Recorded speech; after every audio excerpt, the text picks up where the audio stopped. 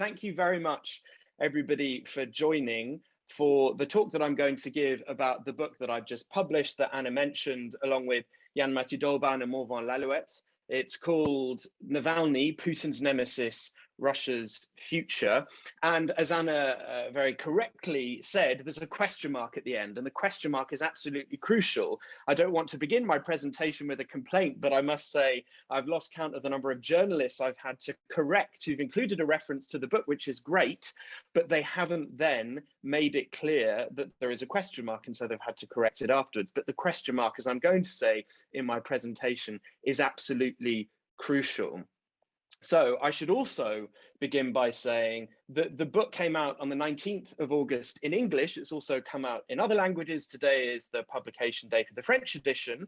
But given that this is a talk at the Aleksanteri Institute, I should note that a Finnish version, a Finnish translation is coming out, and it's scheduled at the moment to come out in February of next year. So I look forward to seeing that on the shelves, and please do get in touch when you've read the book.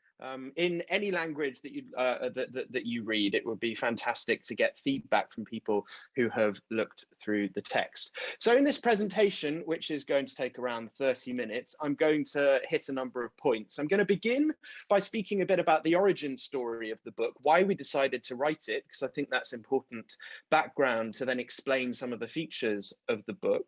Then I'm going to explain why we approached writing the book in the particular way and structured it in the particular way that we do. Then I'm going to move on from what we discuss in the book to more recent developments relating to Alexei Navalny and his team, specifically their tactical voting project, Smart Voting, that was used in the September elections, the recent elections in Russia. And then I'm going to pivot to speak more generally about my views regarding the future of the opposition in Russia, what we can expect regarding the repressive moves taken against oppositional actors. And I'm afraid it isn't going to be the cheeriest of endings to the talk. So the origin story for the book, I don't have to tell anybody in this audience that Alexei Navalny was poisoned in August of 2020. He miraculously recovered in Berlin, and that's how we start off the book, by talking about his poisoning. But the very first page, in fact, follows Navalny after he recovered in Germany, back to Russia in January 2021, and that's how we open the story. And this is worth noting, I think, at the start, because I was certainly inundated with questions around the time of the poisoning, but especially when Navalny returned to Russia in January of this year, people saying, we want to know more about this individual. The characterizations that we're getting in the Western press especially is very black and white. There is a very simplistic narrative, which is, of course, a broader feature, unfortunately, of coverage of Russia in lots of outlets in the West. But people wanted more of a sense of who this clearly complex character is.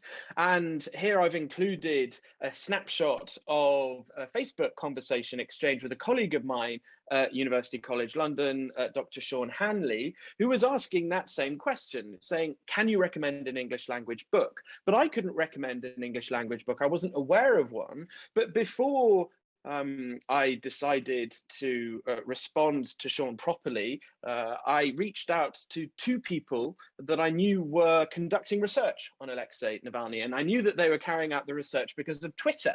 Usually we hear very negative stories about Twitter, but hopefully this is a positive story about Twitter. I was aware that Jan and Morvan were doing research. Jan was looking at the protest movement and Team Navalny's activities in mobilization process activities in Moscow, but also in the regions. And Morvan was looking at Navalny's place within the liberal opposition in Russia. And so Sean said, well, if you can't think of a book, then why don't you write it yourself? My response, as you can see from the Facebook post, was, if only. I have no time to do what I already have to do. I just simply don't have time to add a book onto that. But when I reached out to Jan and Morvan, they were keen. They couldn't think of an English language book. And so we decided to write one.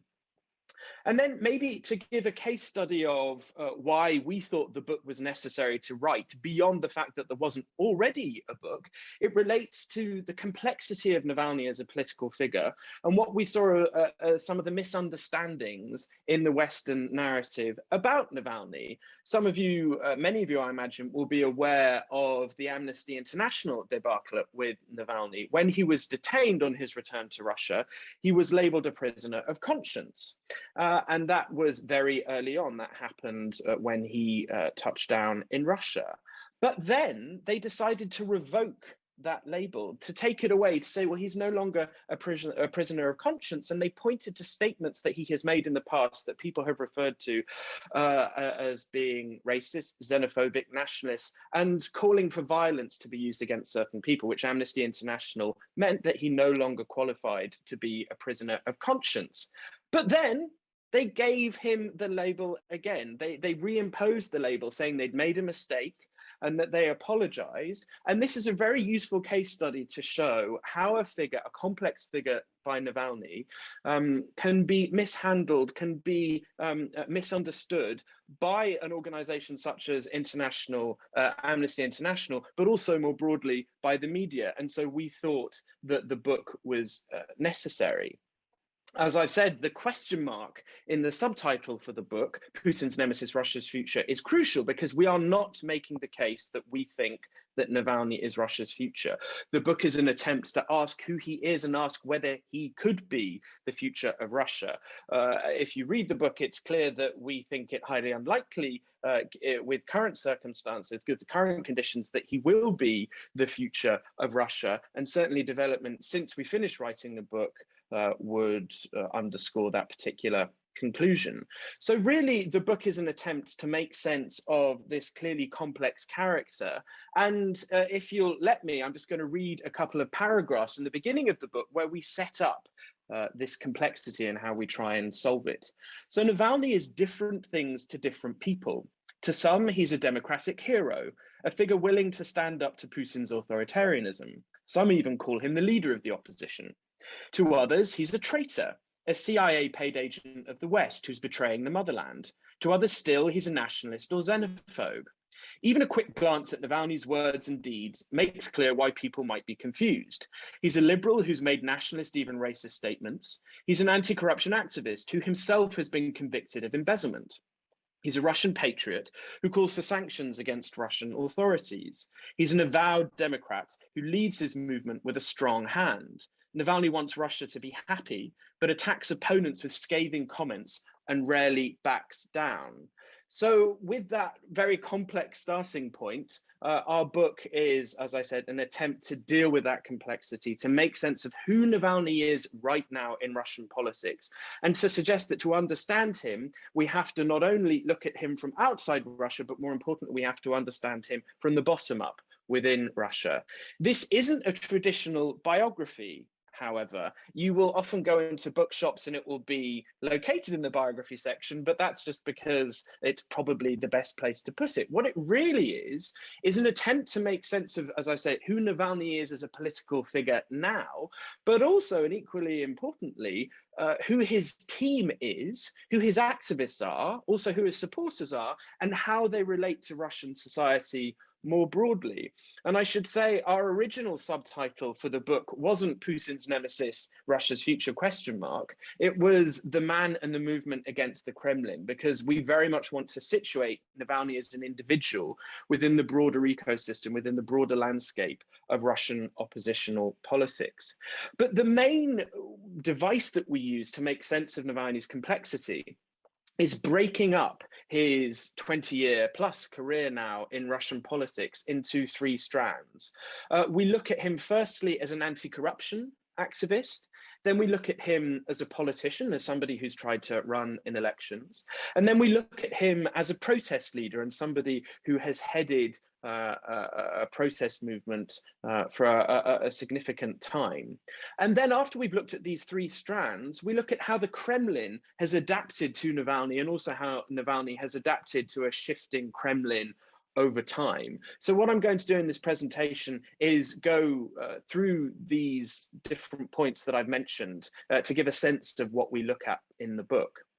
So lots of people after Navalny returned to Russia will have seen the video that was put up on YouTube by the Anti-Corruption Foundation, Putin's Palace, which looks into allegations that Putin enjoys this palatial, luxurious estate on the Black Sea. And so lots of people will associate Navalny in their minds with this particular video. But we have to remember that Navalny's anti-corruption activities started a very, very long time ago.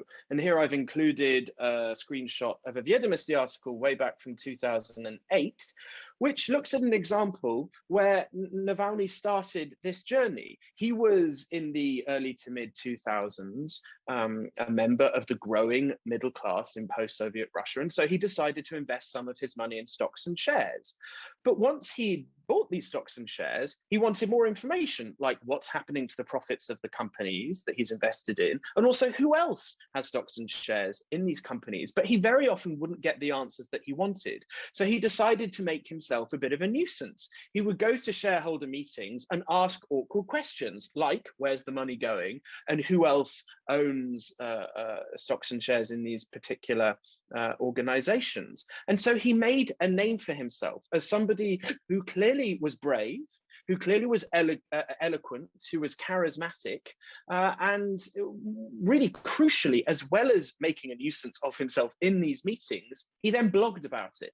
And he blogged about it in LiveJournal, which at the time was a leading blog in Russia. And it was a sign that Navalny saw from a very early moment the power and importance to him of social media, especially when state media in Russia was unlikely to talk about the things that he was interested in, especially with the critical lens that he used. So Navalny quickly turned into one of the most famous bloggers in Russia.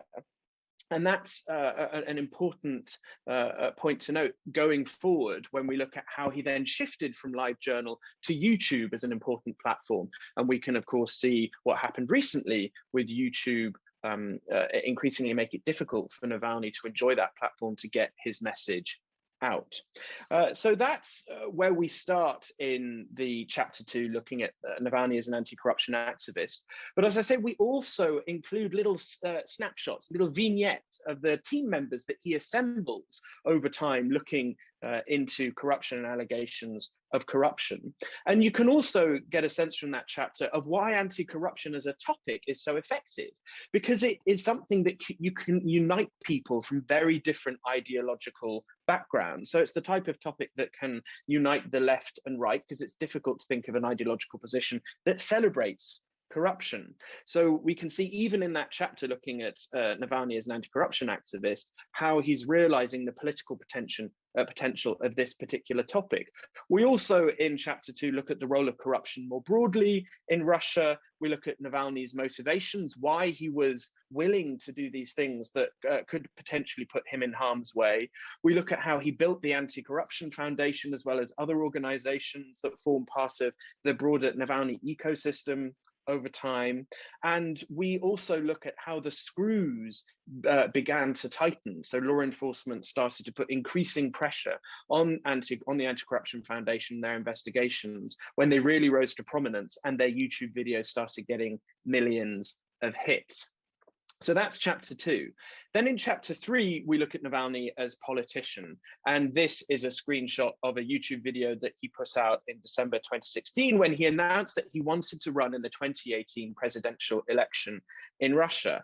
And what we try and do in the chapter more broadly is make sense of Navalny both as a political thinker, although we say he isn't actually that much of a political thinker. So maybe it's better to say that we try and make sense of his evolving political ideas, of his evolving political statements, but also we focus on those moments when he has, in fact, run in elections. But let me say that we start by looking at Navalny's activities with Yabloko, with the Liberal Party, and it's clear from that early part of his political biography that he was very competent. He rose through the ranks in the parties, but also he clashed with other personalities within the party. So you get a sense that Navalny has a healthy sense of his own importance. We also in this chapter tackle one of the darker dimensions of Navalny, and that is his relationship with nationalism. We discuss the videos that he released in 2007 with Narod movement, where he refers to immigrants as cockroaches and we definitely don't shy away from this difficult part of his background. But what we try and do is make sense of them in the evolution of his political career. We don't try and apologize for them. We just try to situate them and provide the context that we thought was lacking in lots of the commentary on Navalny when he returned to Russia, especially the commentary provided by Kremlin-aligned media. We discuss things like his attempt to form a political party, but the hurdles that were put in front of him that prevented him from ever doing that. We look at his run in the Moscow mayoral race in 2013, which remarkably, looking back now, got the green light from the authorities. The Kremlin allowed him to run. And so what's fascinating is that we can contrast that with what happened in 2018, where he was not allowed onto the ballot in the presidential election. And then, of course, we know that he was imprisoned earlier this year, and I'll talk about that a bit more. When thinking about Navalny as a political actor, we finished the chapter and thought, this is really quite complex. There are lots of twists and turns, lots of U-turns. How do we make sense of this, what might seem inconsistent approach to politics? And let me read a few more paragraphs in that chapter from the end to make clear of how we try and make sense of that inconsistency. The story of Navalny's journey as a politician can be bewildering. At some points, he's called for the liberal opposition to unite, then he opted to go alone. Regarding elections, he's sometimes called for boycotts, but then for the fielding of opposition candidates, and then for protest voting. Sometimes slogans are central, at other times they're rejected as simplistic, then they're back in favor once again. How should we make sense of these zigzags, of this inconsistency? One may call Navalny inconsistent and an opportunist for these turns, like his less pragmatic colleagues in the liberal opposition have constantly done. But in reality, they appear to reflect Navalny's readiness to support both tactics and substantive demands to the one thing that he's been remarkably consistent about. And that's the need to fight an authoritarian system that uses corruption and repression to secure its power. So that's our attempt to make sense of this quite, as we put it, bewildering political biography. In the following chapter, we then shift from Navalny as a politician to Navalny as a protester. And here is a picture of him leading a group of protesters on the streets. And I imagine lots of members of the audience will have seen pictures of Navalny in similar positions, chanting slogans like Russia without Putin. And what we do in this chapter is situate Navalny's more recent process in the longer evolution of his role as a protester. And we focus in particular on the 2011-2012 for fair elections process, because that's when Navalny is emerging onto the political stage. People in Russia and internationally are becoming aware of him. But it seems then that his approach to protest is actually quite ad hoc, that it's not necessarily organized, that there isn't very much strategic thinking going on. But you can see that Navalny at the time realizes that lots can be done with protest in terms of politics, but also in terms of his subject of anti-corruption. And that's when Leonid Volkov, his chief strategist, becomes so important. Together going forward, they realize that in order to be a significant protest force, they've got to organize. And they put together, as part of Navalny's run in the 2018 presidential election, his attempted run at least, a network of regional offices that ended up being absolutely crucial to organize that protest sentiment, that protest potential, not only, as I say, in Moscow, but across the country. And so coordination was absolutely key. But when we were writing this book, of course, we were retelling the construction of an organizational ecosystem, as I put it, at the same time when, in a live sense, in the news, it was being deconstructed rapidly. It was being destroyed, coerced and repressed by the authorities. Then we shift and look not at the three threads of Navalny's life that we follow, but of how Navalny has adapted to the Kremlin. And we start off by saying that very often the Kremlin can be regarded, because it's pointed to as being this all-powerful, all-important center of Russian politics. People can think that it's static or monolithic. But as we show in chapter 5, and as I imagine lots of the members of the audience will already appreciate, the authorities adapt to challenges that they see, including the challenge that they saw from Navalny, his team, and his movement. And we provide a number of case studies of these moments of cat and mouse, where Team Navalny presents a challenge to the authorities, and the authorities might stumble in their initial approach, but then they learn very, very quickly. And one example that we point to is the access to information. So the Anti-Corruption Foundation would use extensive information regarding property holdings in Russia to expose high-level corruptions, to make allegations of high-level corruption. And here I've provided a screenshot of an instance where the Anti-Corruption Foundation looked into the Chaika family. And one of the ways in which the authorities tried to respond to that was to remove real surnames, real names from property registers, and to substitute them with codes as a way to try and frustrate the efforts of teams like the Anti-Corruption Foundation. So that's the sign of the Kremlin adapting, of the authorities adapting to this new system of these different challenges. And we can tell countless stories and update with countless stories since we in fact published the book. Since publishing the book, the repression against Navalny's movement has intensified. And as I've already mentioned, when we were writing the book, we could see in real time how the things that we were reconstructing the history of were being deconstructed. But hopefully the book isn't dated.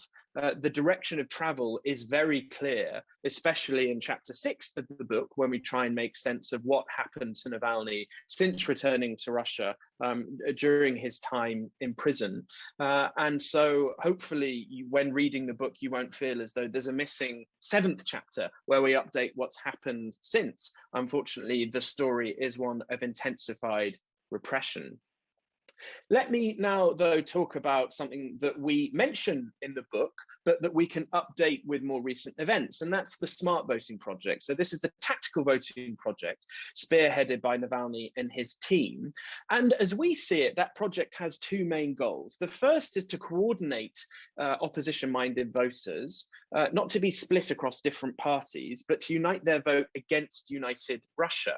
And the other point is to try and counter the growing sense of political apathy within the political opposition in Russia. And these two go in hand, because what Team Navalny is saying is they're saying, look, we know that the candidates, that the parties that you naturally want to vote for, that are aligned in terms of your policy preferences and ideology, they're barred, they're mostly barred. So what's the next best thing to do to take part in elections, but to coordinate your vote so that you can try and frustrate united Russia, to prevent them, or at least make it more difficult for them to achieve the electoral results that they want. And the reason why that's so important is because, in a sense, the Kremlin is relying on increasing political apathy because it makes their job easier. If they can rely on opposition-minded voters staying away from elections, then all the authorities have to do is to mobilize those portions of the electorate that would be sympathetic to the authorities, including those who get their paycheck from the authorities, the budjetniki. And if they can do that, if they can manipulate the turnout, then that can mean that they can secure these electoral results, even when United Russia's approval ratings are very low. Leading into the elections, they were below 30%. With smart voting, we know, given research carried out by Mikhail Turchenko and Grigory Golosov, that it has worked in limited ways in past elections. And for these elections, for the State Duma elections, it seems as though smart voting did have a significant impact in Moscow, but there was one problem. And that was online voting. When the preliminary results were released for Moscow, which didn't include the online voting results, it seemed as though candidates supported by smart voting were going to win seats in the State Duma, and this would be a really emphatic example of victory for smart voting and for Team Navalny more broadly. However, after a significant delay when the online voting results were included, then those early opposition, what seemed to be victories, were all wiped out. And so what seemed like in the early hours a narrative of victory was in fact a narrative of defeat. And the worry is that smart voting raised some portions of the opposition-minded voters, it raised their hopes, but with this crashing defeat, with the last-minute electoral manipulation, what seems to be the electoral manipulation, that going forward it's going to be very tricky for Team Navalny to try and convince opposition voters to take part in a similar strategy. And when we're talking about online voting, it's particularly worthwhile thinking about because it seems to be that for the presidential election that's coming up in 2024, online voting is going to be rolled out across the country. And as you can imagine, it's much trickier at the moment, in the moment of voting, to monitor online voting to make sure that electoral falsification isn't taking place. It's not as if we'll have those viral videos that have a strong emotional connection to people that will maybe enrage people, that could lead to protest. And so that certainly could be a very worrying development. One question that we very often get is this: is Putin afraid of Navalny? And it is one of the reasons why we decided to write the book. We can't, of course, get in the mind of Vladimir Putin. We're going to have to wait until, if ever, his memoirs are released or insiders talk more about what he actually thinks. But the approach that we try to take in the book is slightly different. And let me, for the final time, read a few paragraphs from the end of the book where we try and make sense of this particular question.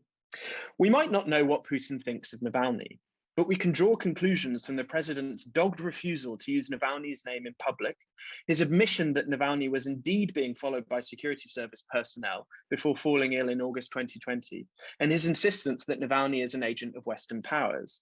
We might not know how troubled the authorities are by the Anti-Corruption Foundation's investigations, but we can draw conclusions from the official orders to take down YouTube videos, the frequent law enforcement raids on the foundation, and finally the destruction of the FBK itself. We might not know how seriously the Kremlin takes smart voting, but we can draw conclusions from the reported setup of a spoiler initiative called Smart Vote to confuse voters, the mass detention of municipal politicians in March 2021, and the full frontal attack on Navalny's campaign offices across the country. All of this suggests that, even if we don't know Putin's personal view, it's unquestionable that the Kremlin takes Navalny extremely seriously, that they see in him and his team's activities a clear threat to the current political order. There are, of course, a few details of that we would underscore, that we would write in an even stronger fashion since publishing the book, but hopefully that gives a sense of how we point to the clear direction of travel and why there isn't a desperate need to update the current versions of the book. So let me now move on to the future of the opposition, my thoughts in that regard. And I'm going to begin by pointing to something that Vladimir Putin said yesterday. And that's that he said that he thought that the opposition in Russia is alive and kicking.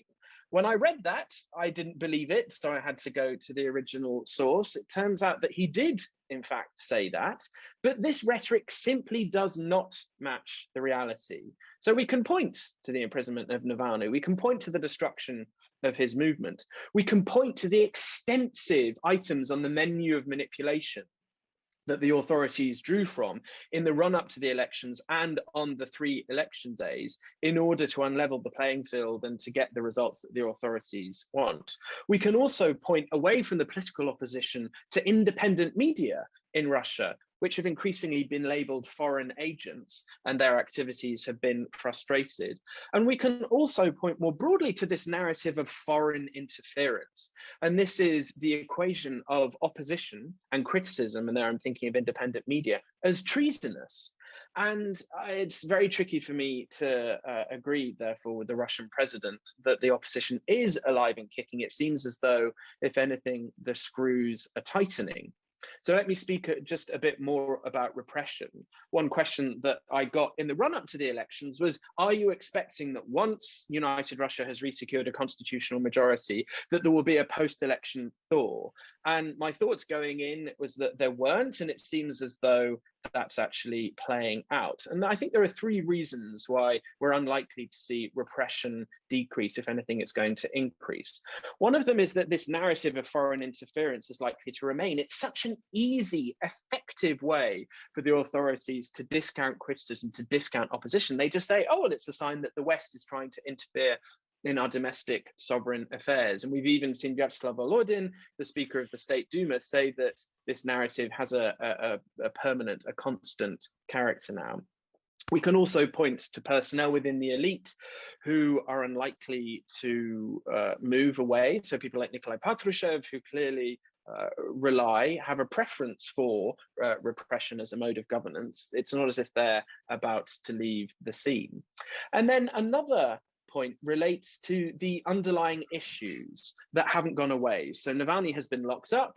His team members, many of them have left the country, but the Kremlin hasn't thereby solved corruption, even if it wanted to. We can look at rising food prices. That's clearly a worry for the Kremlin. And without being able to deal with these underlying issues to solve them, then it's likely that the authorities will rely on repression to deal with the discontent that will arise from these points. So let me, in a maybe weird turn for some of you, when thinking about the opposition, not talk more about Navalny and his movement, but to mention a few things, and this is how I'm going to wrap up, about the Communist Party. Because that's, I think, where we have to look at if we're thinking about the future of the opposition in Russia, at least in the short to medium term.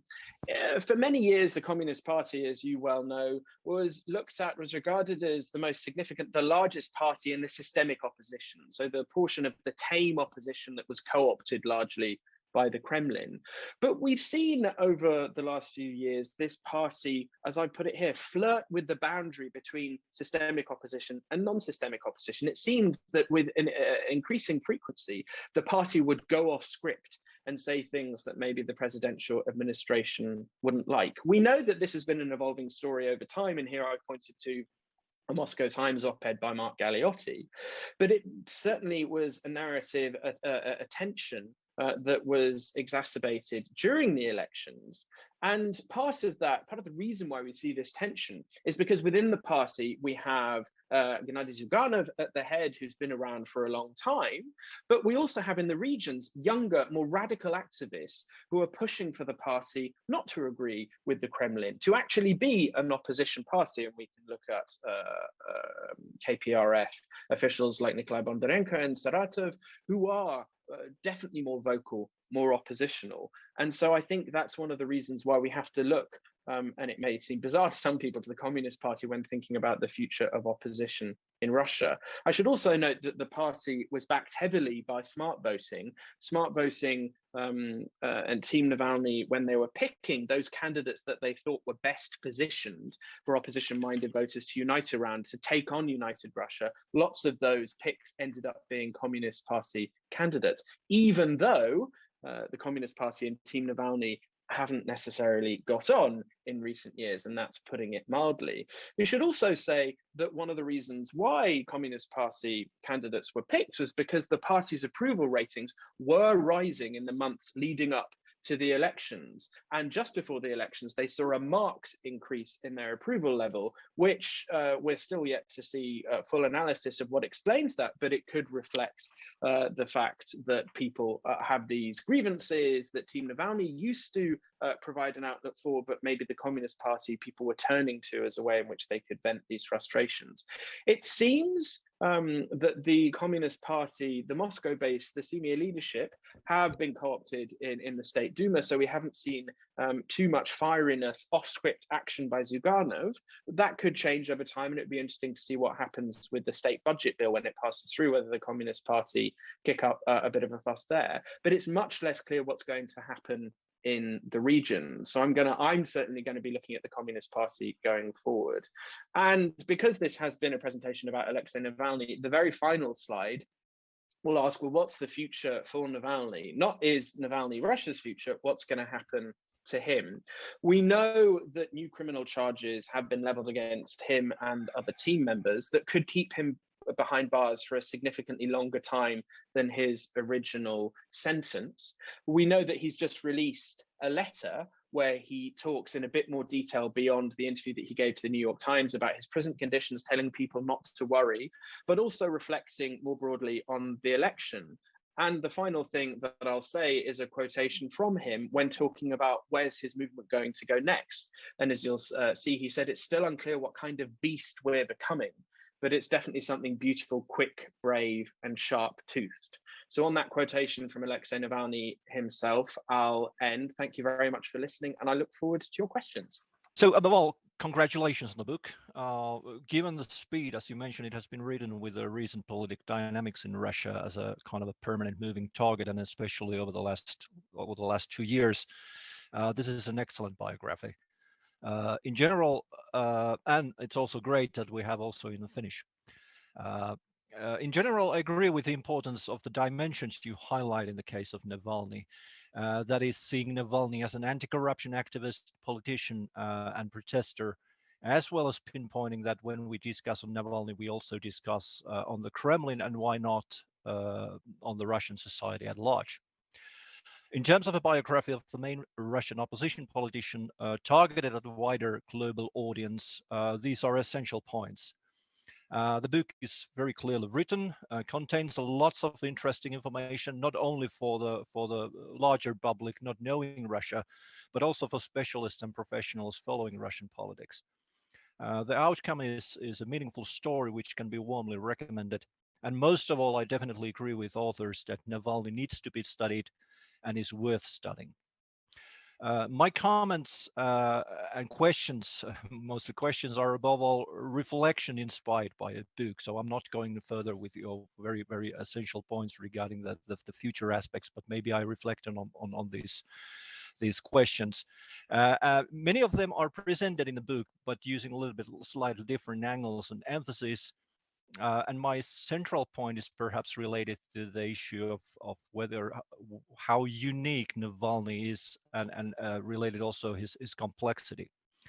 So first of all, maybe a little bit more about your reasoning divide Navalny's political activity into these three chapters and its main dimensions like anti-corruption activist, politician, and protester. And as I mentioned, I agree that these are distinct and main features for Navalny, but still, as a structural division, it was in places a bit confusing. Uh, the question which comes to my mind is that are these typologies distinguishable, not only in the case of Navalny, but in Putin's Russia in general? Could it be thought that any politically active citizen in Russia's megalopolises, like in Moscow, who represents the first post-Soviet cohorts by age, that is, those who have grown up after the Soviet Union, where also Navalny belongs, and especially cohorts after him, and who genuinely seeks for power, not only criticizing it, cannot act in any other way? And in fact, I think you shed light on a few key Navalny colleagues like Lyubov Sobol and Leonid Volkov. And in light of their stories, the question that came into my mind, why Navalny has risen to become a leader, may be a rather matter of personal charisma by chance rather than Navalny's political choices per se. And I think you touch upon these issues, but emphasize maybe them a bit differently. So at a general level, one can think of the wider development of the post-Soviet Russia, given that in the context of the flawed market economy and the weak rule of law, attention is inevitably drawn to corruption, which must be eliminated, but channels for normal democratic political participation are closed. And previously they were more or less closed, and now they are completely closed. On the one hand, the obstacles for the participation are weak parties with their aging and stagnant leadership and unstructured political ideas, as you discussed, for example, a very good discussion vis-a-vis Yablaka and the clashes, as you mentioned, on Navalny in his early stages. And on the other hand, the ever-tightening authoritarian control. In that case, protest and opportunities created by the internet are the only options left. In other words, to be a serious power-seeking opposition politician in Russia, you must be an anti-corruption activist and a protester. So any of these three dimensions cannot exist without the other two. Or are there other options? In this sense, is Navalny a kind of natural incarnation of a post-Soviet political trajectory just waiting to be born under the Putin-like rule? So one might think that given the developments of the 1990s and the first decade of this millennium, a figure like Navalny would be formed sooner or later. Or is it so? A citizen with sufficient social and cultural capital and personal abilities who does not submit to that dichotomy that Richard Sacco has portrayed as a dual state.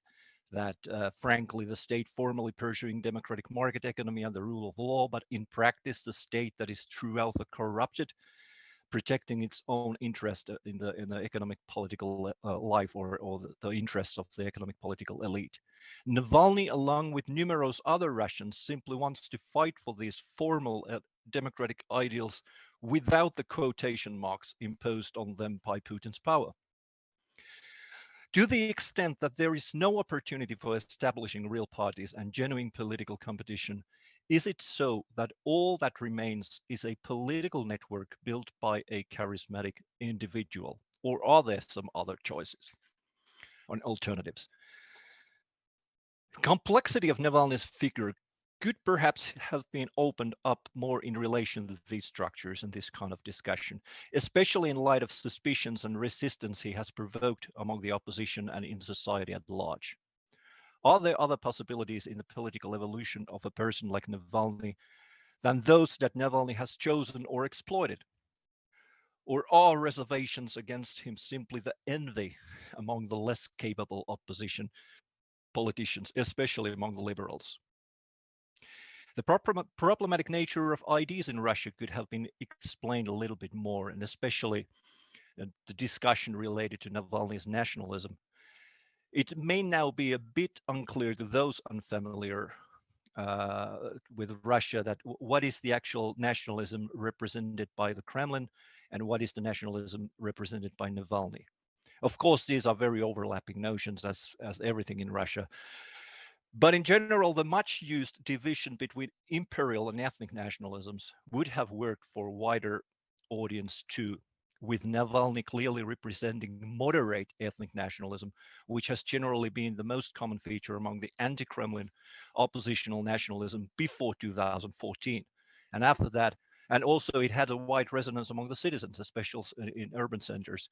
And as we know, the year 2014 revolutionized the situation and broke up the ranks of these opposition nationalists. So in terms of both nationalism and liberalism, Navalny's repeated mentions of how he represents normalcy, a kind of normalcy, could have been raised. In his words, he is not representing certain political ideas or ideologies, but the goals of the normal Russian citizen, which in fact is a hallmark of a diehard politician. It is the ability to depoliticize all those issues that aim to politicize him or her. For example, in terms of nationalism, when asked whether he's a nationalist, a repetitious answer has been, I think like every normal Russian person. For example, during this Moscow mayoral election campaign. In that case, one possible framework within which Navalny's ethos and the struggle against the Kremlin could have been approached could have been this kind of a struggle for normalcy or struggle for a normal Russia, when the question would have been what this normalcy is about. Where are the limits of this normalcy? And this is definitely related to the future of the Russia's opposition and the conditions of its expansion. A possible chapter could have shed light on people's reservations about him or any open political profiling and the pursuit of power. And this is definitely related to the Russia's future and the opposition's future. So the big question is, and the kind of an eternal question is there a chance to overcome this reservation that prevails in Russian society? Perhaps one observation on Navalny's populism that you don't discuss much in the book, and perhaps this is very well understandable given populism's heavily stigmatized connotations in a mainstream debate, especially in the West, but also in Russia. And I think this is related to populism's tactical dimension from the oppositional status and this oppositional position where Navalny and the opposition in general is. And it's related also this his well-known reluctance to engage any political ideas and debates. So it may not be essential to pay too much attention to what the politician himself is saying about his political identity, but to look at the central components of his political message. And as you partially referred, that there is a Navalny's determined and consistent division of the political space into a corrupt elite and people being morally right, which actually distinguishes himself from the ideologically principled old school liberal opposition and I think in opposition in general. as well as taking a stand on the side of the supposed majority of the people or a normal Russian majority, as well as ideological opportunism in the name of that normalcy and supposed majority. For example, shift from his right-wing populist emphasis, which were still clearly present not only in 2007 or 2006, but also in 2013 Moscow mayoral campaign, to more kind of left-leaning populist emphasis after 2014, and especially in presidential election campaign in 2017 and 18, at least partially because nationalism lost its previous importance in Russian society after 2014, this Crimean consensus. And then there are these growing socioeconomic concerns and also the further connection with the tactical vote and towards the KPRF. So I think these are kind of a textbook example of a textbook populism tactics that Russia's opposition certainly needs, not in ideational terms and leaving aside this sort of all kinds of connotations related to it, but because in Russia's current political reality, the issue is not about debating political ideas, but about struggle for the institutionalized space for different ideas. Only then there is time for ideas, just as Navalny has pointed out in several times. And you actually discussed on this, but you contrast it with populism. In this sense, the oppositional populism against a corrupt autocracy is a tactics that has proven to work, at least compared to abstract political discussions, debates, and positions among the rest of the opposition, which have been completely unable to challenge Putin's position. But these were my kind of preliminary ideas, and thank you once again for the brilliant book. Thank you. Thank you very much for those absolutely brilliant comments. So I've jotted down, there were lots of ideas, so I certainly won't be able to respond satisfactorily to all of your excellent points. But let me say that, yes, I agree that the main elements that you've noted that are underdeveloped, we were aware that they weren't developed, and that unfortunately is just for space, but also for interest. Space, but also time. We were able to draw on Matti Dollbaum's original research, speaking to Navalny supporters and activists in the regions that he conducted with colleagues between 2017 and 2021. And that was the way that we approach lots of the areas that you focused on, and maybe we didn't treat these topics in a sort of in the round in a holistic way that would be much more satisfactory if we had more time. We had Jan's interview transcripts where we could approach things like, how do Russians think about topics like nationalism? And how does that map onto what Navalny is saying? And in order to get the bottom-up perspective, yes, we could draw on Levada surveys, nationally representative samples, but also to give a bit more color, we approach the topic through those people who are present, but also former activists and supporters. And of course, that's going to color the types of conclusions that we reach. And I think we're quite honest in the book that we're not, through these interview transcripts, going to give a nationally representative sample of how Russians think about Navalny and his evolving position on nationalism. But I think that would be sort of in the way that the book is set up. That's why we don't necessarily explore the types of things that you have mentioned in as full a detail. On the point about reservations regarding Navalny, yeah, it's interesting. One of the points that we get asked is, how do you explain his approval ratings? When he went back to Russia, it was 19% according to Levada Center polling, which is, I suppose, quite extraordinary given the media environment in Russia, where he's portrayed as this agent of the West. The idea that he could still poll at 90% is really quite significant, even though Kremlin-aligned media was saying, he's this person who can only achieve 90% support. He shouldn't be focused on by Western media. When Levada last did a poll, that was in June of this year, it was down to 14%. And so it could be that people have lost hope in Navalny because he's now behind bars. And that taps into, some people might agree with his political position, including on anti-corruption, but maybe those people who supported his general political platform and broad political platform that he rolled out in the run-up to the presidential election in 2018. But they might have reservations because, in a sense, they've heard this all before. in relatively recent political history in Russia, a figure like Boris Yeltsin said, well, I'm going to introduce these reforms, I'm going to bring in democracy, liberal changes, and life is going to be wonderful and glorious. But then for many Russians, what they remember is the chaos of the 1990s. And so I think even for those people who are ideologically aligned, policy preference aligned with Navalny, they might be reluctant to support him openly, go out in support in street protests, respond to Levada saying we approve of his activities, because of this fear that if he were given the chance to lead the country, although that seems incredibly distant, remote now, that he might not fulfill what he's promised he's going to do, or will be frustrated, much like previous politicians in Russia have been.